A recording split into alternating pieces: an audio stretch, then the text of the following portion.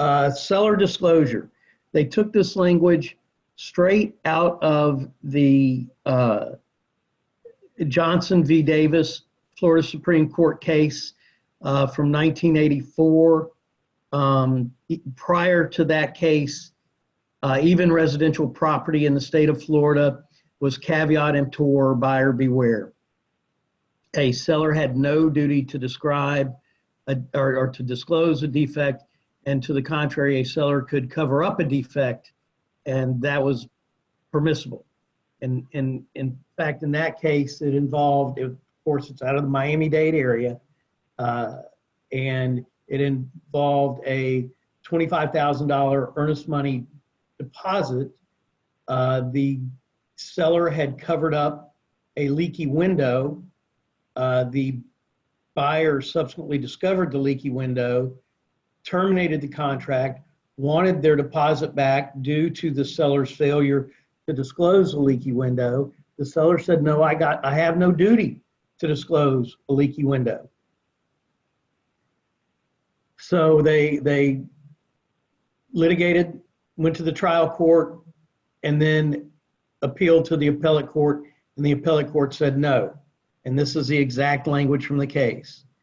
Seller knows of no facts materially affecting the value of the real property which are not readily observable and which have not been disclosed to buyer. Okay, so if you know of a fact that's going to materially affect the value of the home, Mr. Seller, you have to disclose it. And I will tell you, Mr. and Mrs. Realtor, if you have a seller who does not want to disclose a defect and you are aware of that defect, run, don't walk. Get away.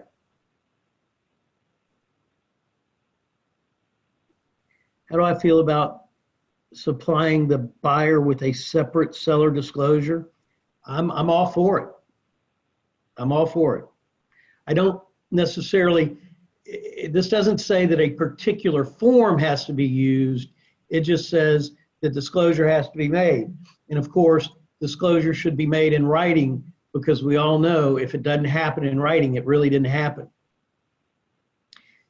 This is some curious language, this next sentence or so. Except as provided for in the preceding sentence, seller extends or intends no warranty and makes no representation of any type, either express or implied, as to the physical condition or history of the property.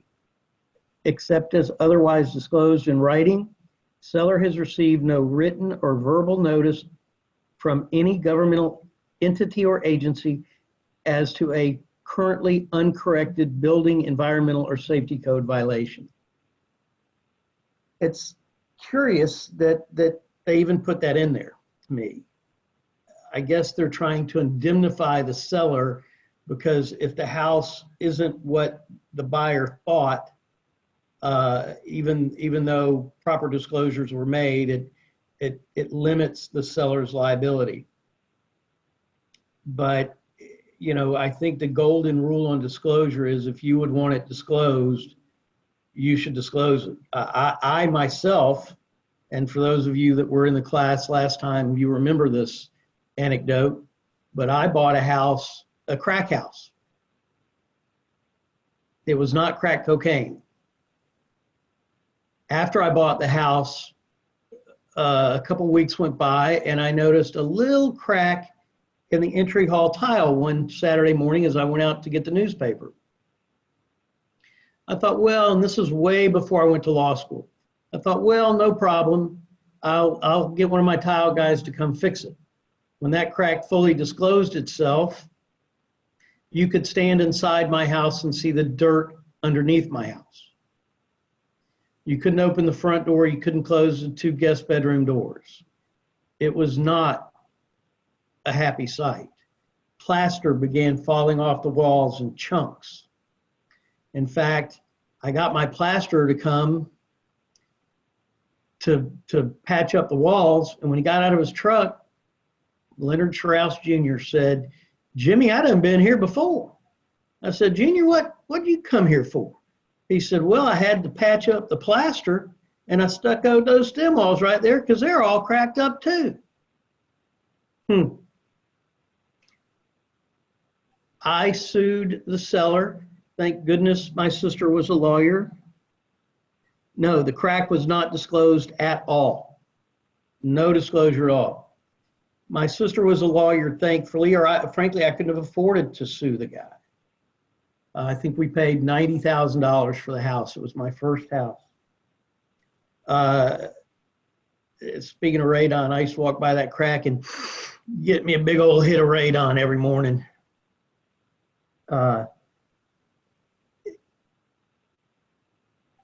My sister took the realtor's deposition, duces tectum, which means you got to bring your file.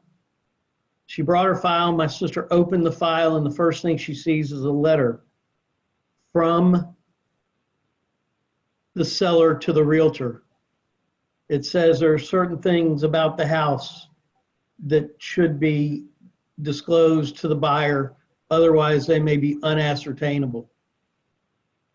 My sister asked the realtor to read it, and the realtor read it as may otherwise be ascertainable. And my sister jacked that eyebrow up and said, now, Mrs. Jones, does that say ascertainable or does that say unascertainable? At which point the realtor began to cry.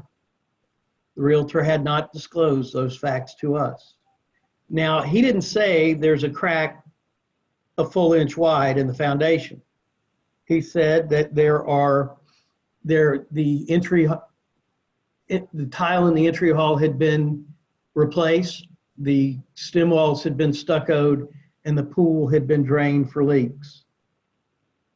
Had that information been provided to me, it would have been enough information for me to begin to question.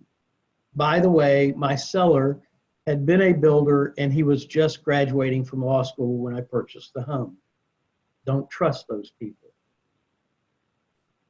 The bottom line with disclosure is if you would want it disclosed to you, you should disclose it to them, even if it's going to hurt your sales price.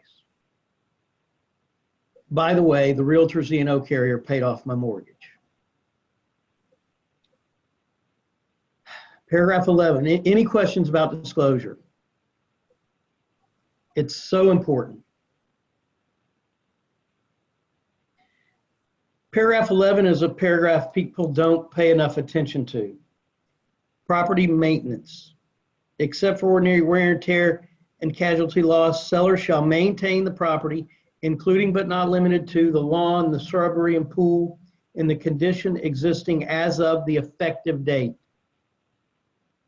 You got to keep watering the lawn, you got to keep cleaning the pool, you got to keep trimming the shrubs. My own home that I'm sitting in today, when we bought it, we signed the contract, and they quit watering the yard immediately. They just stopped. The entire lawn died. What are you going to do? You're going to sue them? Lawyers are expensive. And even though I'm a lawyer, it's my time. My time is expensive. We were going to tear up the backyard to put a pool in anyway, so we just resodded the front yard and went on about our business. But the contractual duty is there, and I have seen deals fall apart over the seller's failure to maintain the home.